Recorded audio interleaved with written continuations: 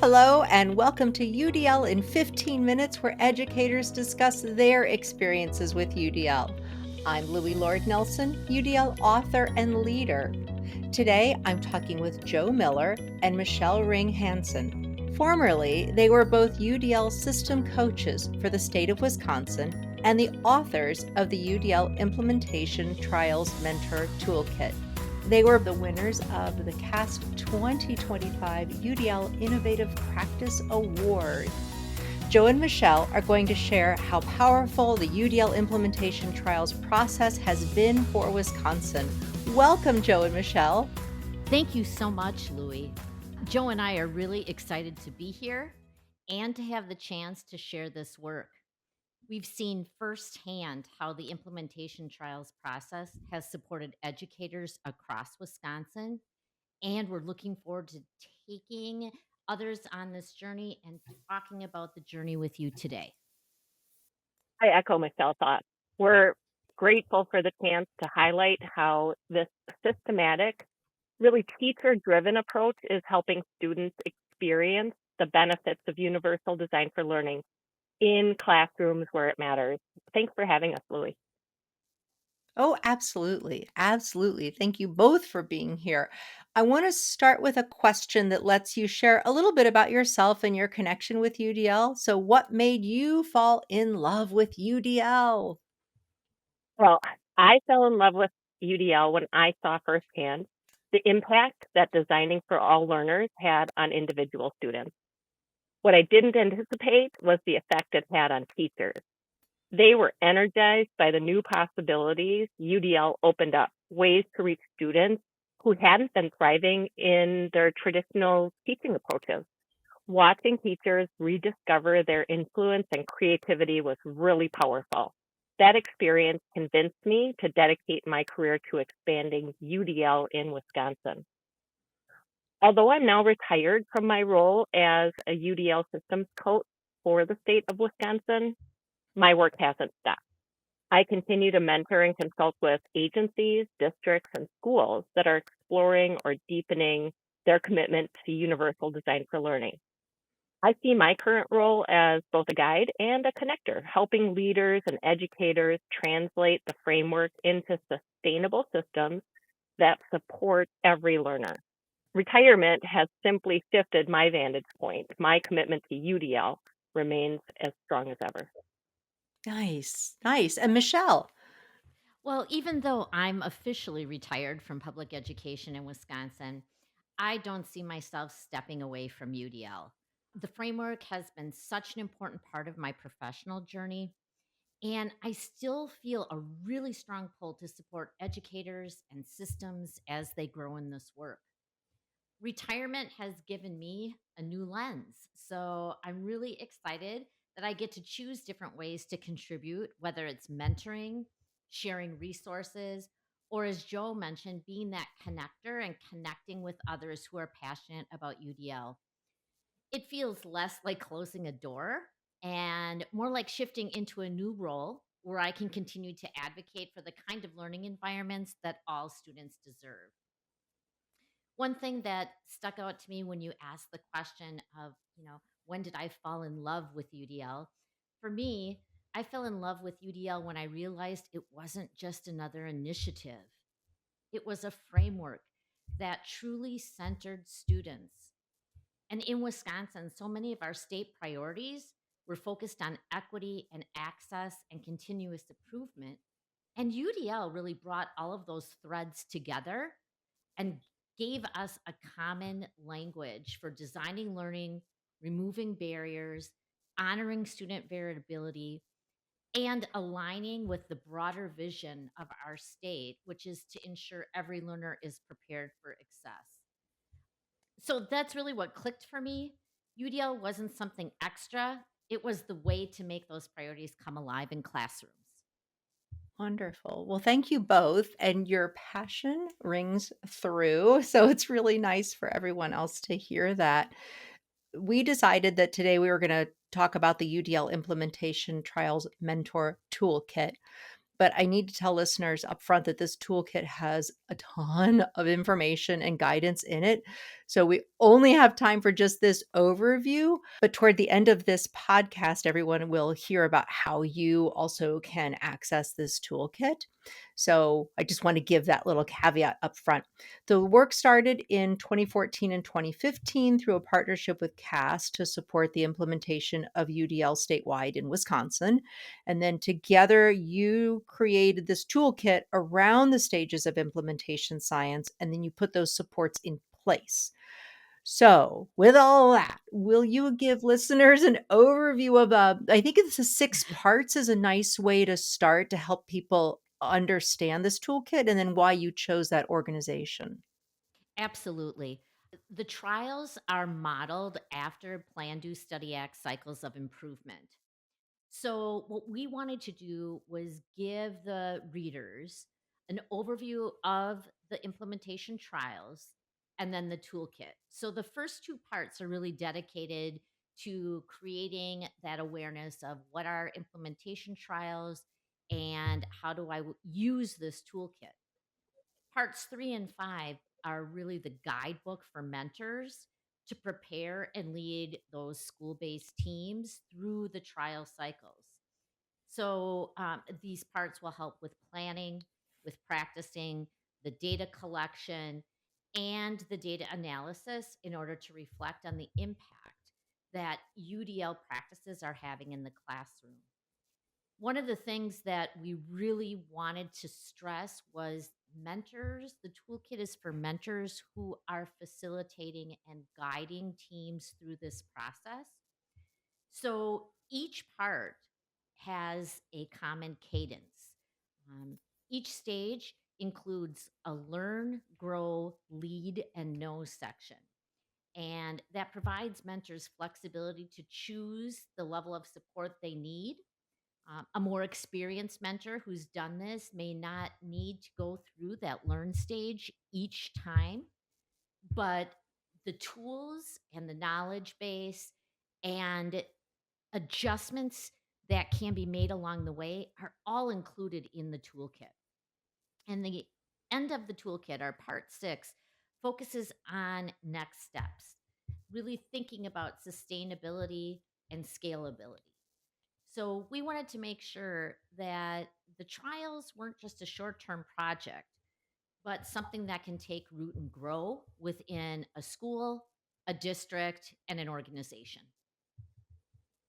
Wonderful. And I want to emphasize to people who are going to go look at this toolkit that, as you said, Michelle, the first 2 parts, that overview of UDL implementation trials and the mentor toolkit. I'll take a sidestep here and say I'm the person who, when I unbox the thing, I just start fiddling with it. I just start doing it. And then my husband will tease me sometimes and say, there's an instruction manual.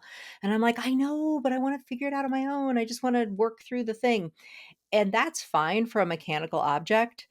But when we're thinking about something like implementation and getting your brain wrapped around what this really means, I would just encourage everyone really to take the time. You guys have authored something that's so clear and really plainly stated. It's not a lot of reading. And those first 2 parts are just so valuable to set everyone up to understand how to use this toolkit. So I'm adding in my extra little emphasis there before I go to my next question. Well, Louis, one thing that I do want to mention, a lot of people when they enter the toolkit, uh, reading for the first time and going through information for the first time is usually their first approach. But what Joe and I wanted to do was really design a toolkit that had UDL as its foundation. Yeah. So throughout the toolkit, you'll see some vignettes, some audio recordings that really walk folks through the different information. We have some visuals. So, along with the reading, folks can get a sense of the information with various modes and means of access. It's really lovely. You really did design for accessibility and you designed for variability. And it's a beautiful example. People can kind of do that reflection as they go along through that too. So, moving into the really key part of the design and that mentoring aspect, can one of you talk about why that is so important, how you support mentors, and how you know mentoring is so key to the success of UDL implementation? Well, Louis, our philosophy has always been that we want whoever picks up this toolkit to become self-sufficient with it. Schools and districts know what's best for the students that they serve, and they have to own the impact that they have. They can't bring in an outside expert or consultant and think that that person is the key to successes that they see in their classroom. We've seen time and time again a reinvigoration or development of collective efficacy in schools and districts using implementation trials. That was a side benefit that we didn't plan into the toolkit, but it definitely comes out in everybody who picks up the process. So the key to that is that the leaders of the process in the school are colleagues, not outside consultants. Our job is to coach those beginning mentors of the trials, and the job of the toolkit is to enable those mentors of the trials, whether they're principals, teacher leaders, or curriculum professionals within a district, to effectively use the toolkit to lead collective learning about UDL, planning and practicing new teaching approaches to serve the variability of students in all of their classrooms. And then, as Michelle said, analyzing that data for impact in a common way, in a common language, and then planning next system-wide implementation steps. Although we envision districts having internal mentors, sometimes the capacity of the district, especially in Wisconsin, we have a lot of rural districts that don't have just the people hours to be able to mentor teams through these trials. That requires them to have external mentors, and that's been our experience, that it works either with the internal or external mentors. Hmm. So, one of the things that we really wanted to do with the toolkit was help the mentors understand their roles and responsibilities in this process. So, we see the mentor wearing five different hats: the planner, being able to take into consideration what that short term planning for the trials and the team meetings are, but also looking at long range planning with school leaders and connecting the trials to district priorities so it doesn't become a project or initiative. We also see the mentor wearing the facilitator hat, the advisor hat. They are a key data guide to really making sense of the data once it's collected.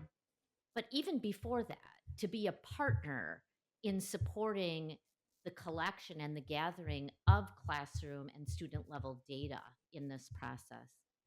And then to be that learning leader where they're not only building their own knowledge and skills in the trials process, but also providing opportunities to create learning amongst their teams and even with the bigger system and staff that can be involved in the future with UDL trials. Great, great. All right, so I'm going to take the prerogative as the podcast host and tell listeners this one's longer than 15 minutes because Joe and Michelle, I'd love for you to walk through an example of a mentoring relationship and then how that mentoring relationship created actual change in a school. And I think it's key to tag this on here and not create another podcast because I think people will really want to see this circle closed. They would love to have this story. Yeah, I'm going to bring up a northern Wisconsin district, the school district of Niagara. And they approach using the toolkit and the implementation trials process as a multi-year implementation, as all implementations should be planned for. And the first year being an exploration year where they had an external person come in and coached teacher leaders through the trials. And that first team of teachers was called Cohort 1. And they explored learning about UDL, they explored how to lead other teams through the trials, and they experience the trials themselves so that they could be the next year's expert to mentor a scaled implementation with teams from the entire staff in the district. So in that year 2, then, teacher leaders became the mentors for the remaining staff and teams. And I want to just go back that in year 1, there was a lot of problem solving. So where things didn't work out, they adjusted that trials process so that it worked within their district with their teachers. They adjusted schedules. They made sure the next year's professional development schedule supported teachers and collaboration time so that it wouldn't, as Michelle was explaining, feel like an additional thing, that it was designed in and it became the focus of their professional development to have a positive impact on students. So in that year 2, then teachers were prepared. The teacher leaders had experienced some of those problems, had already worked out those frustrations, and were able to listen to the new frustrations that the scaled up teachers experience and assure them or problem solve with them so that as they scaled up the trials process, that it wasn't brick wall, that those teachers that maybe weren't the first adopters, the ones that, sometimes have a bit of resistance to doing something that they are less comfortable with or don't want to, they saw that their voice mattered and that they had some control in how this was going to roll out. The impact was that the whole staff implementation was met with much less resistance than previous innovations because the voice of change were their colleagues. Student engagement increased for them, and the teacher collective efficacy was reported by not just the teachers that were there, but by the administration. And they all stated that the culture of the district had changed in ways that they were focused on how their practices, their teaching moves, really impacted students and not about bus schedules or what textbook to use. It got to the art of teaching and how those design choices we make in the classroom really impact the experience students have. And broadly across Wisconsin in 24-25, the people that participated in the trials for the state of Wisconsin, we had over 17,000 classroom observations of over 1,700 students. And we saw student engagement increase a lot, especially for students who were underserved. That's beautiful. That's beautiful. Oh, so many things to talk about here. So the first thing that just made my heart sing was that in this process, and you had talked about this earlier, both of you, that this was designed. It was designed through the UDL lens and using UDL. And so the expectation of the variability that all the teachers were going to bring. And so you developed a context that said all are welcome, all voices are heard. We recognize that everyone's going to come with their own skill sets and their own knowledge background. And we're all going to be working on this together. However, there is a goal. There is a goal. And that goal is what we are moving toward. And we are going to appreciate you and support you with all the variability you bring. There's a goal.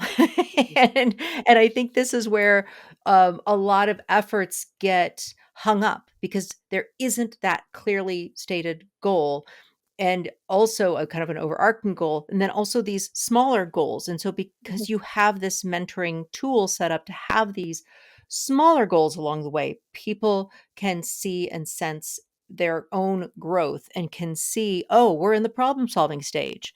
This is where we're going to start designing so that we will create a successful platform for everyone within the year 2. That's just one example that stuck out to me. And then your comments about that teacher collective efficacy.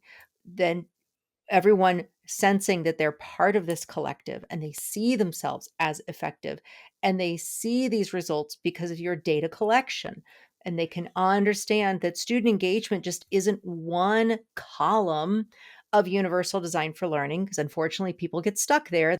And so when we talk about an increase in student engagement, yes, it's because we've provided better representations for all of them. And we've provided them a lot of different ways to demonstrate their knowledge and to do all the goal setting and to create a life for themselves as learners where they are being effective learners.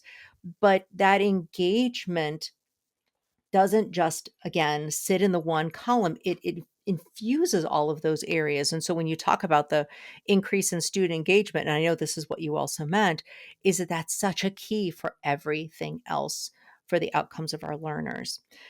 Oh, I could just go on forever with this, but this is just incredible. I love that you talked about at the beginning that both of you are passionate about this. Just because you've retired from your work with the state does not mean you're stepping away. You are still eager to help people understand universal design for learning. You're still eager to help them understand this toolkit.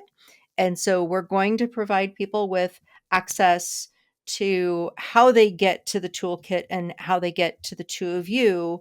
And you can get started with this toolkit yourself. So thank you, Joe and Michelle. Thank you so much for being guests today. Thank you, Louie. We really appreciate having this conversation with you and keeping the toolkit and the UDL work alive across the states and not just in Wisconsin, but we hope this can benefit a lot of different students in a lot of classrooms nationwide. Thank you, Loui. It was so nice to talk to you today. You're welcome. You're welcome. So, for those listening to this podcast, you can find supplemental materials like an image montage with closed captioning, that montage with audio descriptions, a transcript, and an associated blog at my website, which is the udlapproach.com/podcasts. And finally, if you have a story to share about UDL implementation for UDL in 15 minutes, you can contact me through the udlapproach.com. And thanks to everyone for your work in revolutionizing education through UDL and making it our goal to build learner agency.